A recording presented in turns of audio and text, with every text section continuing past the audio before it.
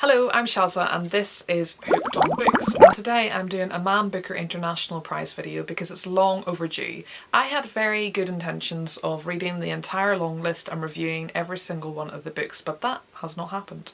So I just wanted to do a video, have a check-in and tell you my thoughts on the shortlist, tell you my thoughts on some of the books that I've read and haven't talked about yet, because the winner does get announced in the next couple of days, which is quite exciting. So I'm just going to go through some of these individually and just give you some brief thoughts, and then I'll give you kind of an overview of what I think in general. So I'm going to talk about Flights first. I did not inherit whatever gene it is that makes it so that when you linger in a place you start to put down roots. I've tried a number of times, but my roots have always been shallow. The littlest breeze could always blow me right over. I don't know how to germinate. I'm simply not in possession of that vegetable capacity. I can't extract nutrition from the ground. I am the anti-Antaeus. My energy derives from movement, from the shuddering of buses, the rumble of places, trains and ferries rocking. I expected this to be somewhat of a short story collection, but it's not really. It's got these little snippets throughout where you get these little flashes of story. So it's much less a short story collection, much less a novel, and more of a meditation specifically on travel and the human. I really like the reflection on airports specifically especially because whenever I was reading this I was actually at an airport, and I really don't like airports. I find them to be very weird places. There's something false about them. It's like this sort of non-place and you're kind of like a prisoner in this fake weird world, and there were certain aspects in here that really kind of brought to light those feelings for me and helped me to identify what my kind of major problems are with airports and why I don't like them. It's because for me they just feel like this weird constructed place. I think my main conclusion from this is that airports are just very surreal places, and Flights did a really good job at conveying that. One's boarding pass is one's only identification as a citizen. In the airport republic, your address is your seat on the plane. Some voyagers in cloaks and hats, others in shorts and Hawaiian shirts, eyes blurred by snow or skin darkened by the sun. There was a section on here on language, and it was titled The Tongue is the Strongest Muscle, and it just really made me think about how limiting it is to speak only one language. And I have thought about it a lot since I've read this. It's quite a long quote, so I'm not going to read it out or put it on the screen, but I might include it in the description box if you're interested. I found it to be really interesting, and it definitely made me think a lot about language. I enjoyed many aspects of this, but I do also feel like it kind of went downhill for me as I went along. There was a lot in here on human anatomy, which was the aspect that I was less interested in. So I did find myself zoning out at certain points, and I do think that this is the kind of book that should be read slowly and savoured, and it's a book to kind of muse over, which I'm not always very good at doing that, and I think I maybe just rushed through it a little bit, and I don't think it's the kind of book that should be treated in that way. So it is enjoyable, and I do think that there's a lot that you can get out of this, and there's definitely a lot of thinking that I am still doing since having read this, and it's one that I would return to. I think it does warrant a reread, definitely. So yes, I think I will say that overall I thought that this was a pretty good book. Next up we've got Vernon Subutex 1. I think if this cover wasn't so fucking cool, I probably would have given this one a miss, because it's just not really my thing. Also, the author's photo in the back is also brilliant as well. So I love this book in terms of its design, but I don't necessarily love it as a book. I thought it was okay, basically. I love the range of characters in this book, so many interesting individuals, and each chapter is narrated by a different individual, and sometimes I like that in books, sometimes I really hate it. I think in this instance I'm somewhat indifferent to it. In terms of the writing, I feel like the author was almost trying to shock me with the language, so there's a lot of swearing in here, and I feel like she was trying maybe a little bit too hard. The writing style for me was very punchy, which isn't necessarily my favourite style, but I do think that it works with the story, so I kind of, you know, appreciated it in a way, but it isn't my favourite type of writing. I found the book to be quite funny in a blunt sort of way, which I did enjoy.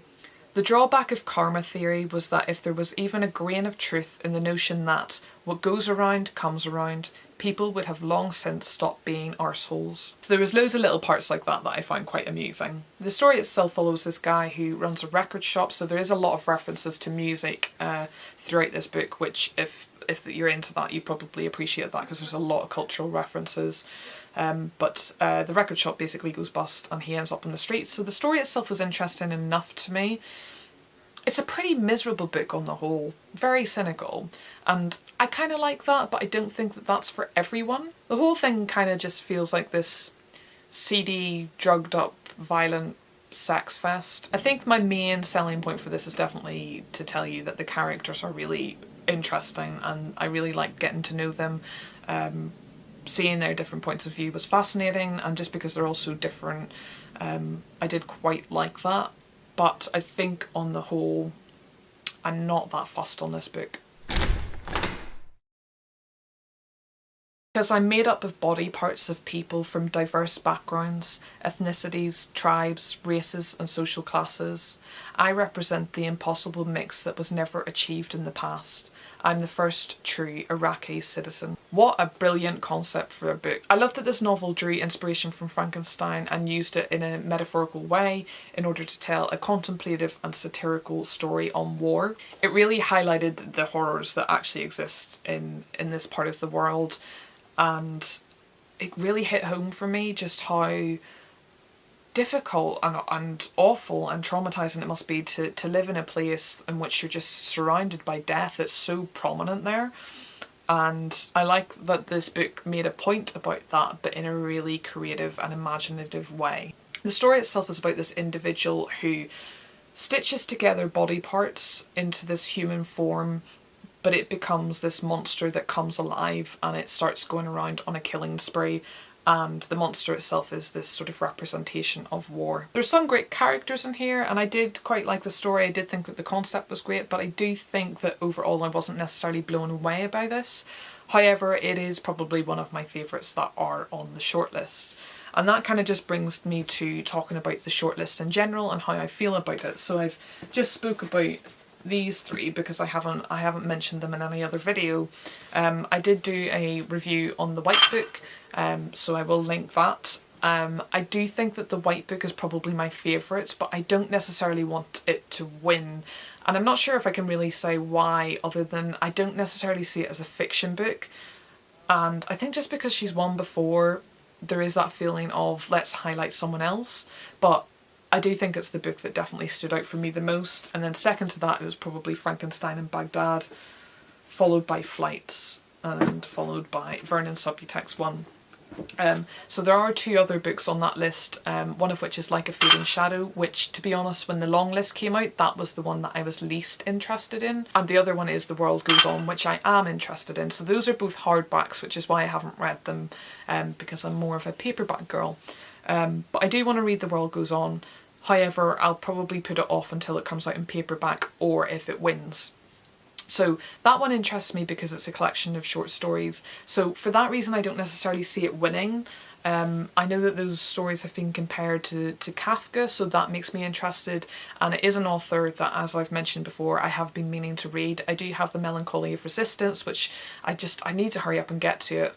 I do remember when I asked, it was one of my friends one time who had read it, and I asked him, is it worth reading? Was it enjoyable? And he just said, if you want your head to hurt, then read it. So I don't know if that's made me want to read it more or less, but I'm still interested. So I do want to read the short story collection, but I'll wait for it to come out in paperback or if it wins. But I don't necessarily see it winning, to be honest. I think that it's hard to compete when you're a short story collection. I think overall the shortlist is interesting to me. I think that they're all very different books, and it's hard to call who I think is going to win.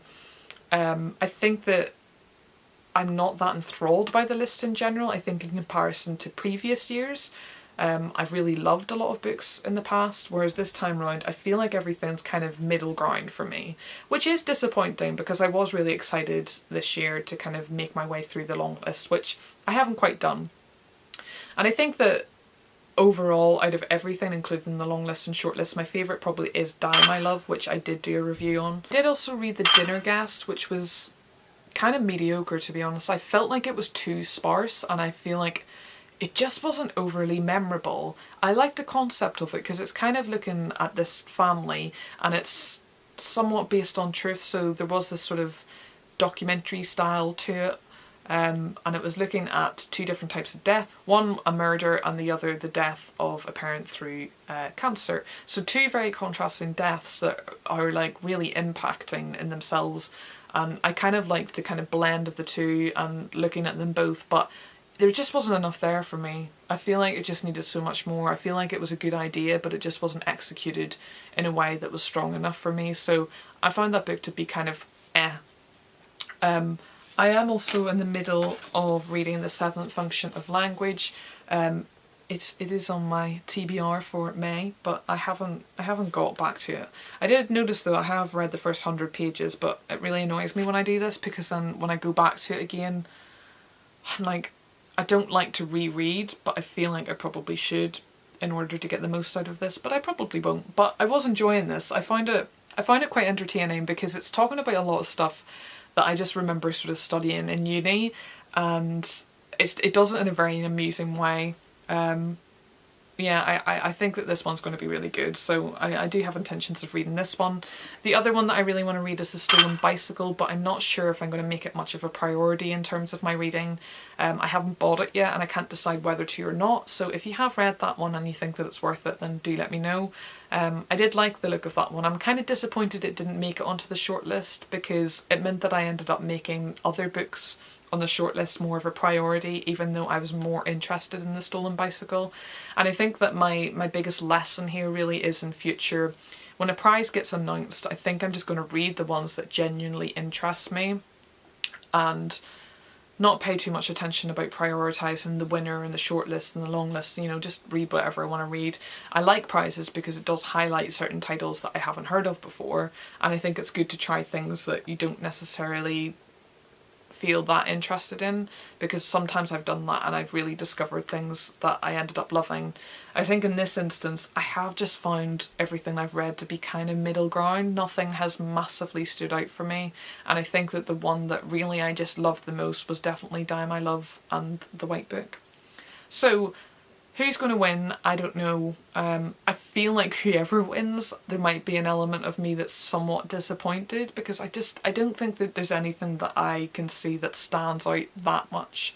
But I am intrigued to see what happens. And maybe I'm just being massively overly critical, but everything was just kind of okay. I think having spoken about these books has kind of helped me to see that there's definitely a lot that I have loved in all of them. I haven't hated anything. There's just, you know, I can be critical about these things, but I think that overall I did like everything and I could find something that I enjoyed in everything, so that's definitely a positive. That's some of my thoughts on the Man Booker International Prize shortlist. I am excited to see who wins, and if it's one of the ones that I've read, I may reread it, and if it's one of the ones that I haven't read, then I will definitely be giving it a go. So, who do you think's going to win? Have you read any of the books? Tell me, stuff and things. Anyway, that was a bit of a ramble. Thank you for stopping by, and I will hopefully see you again in another video. Bye.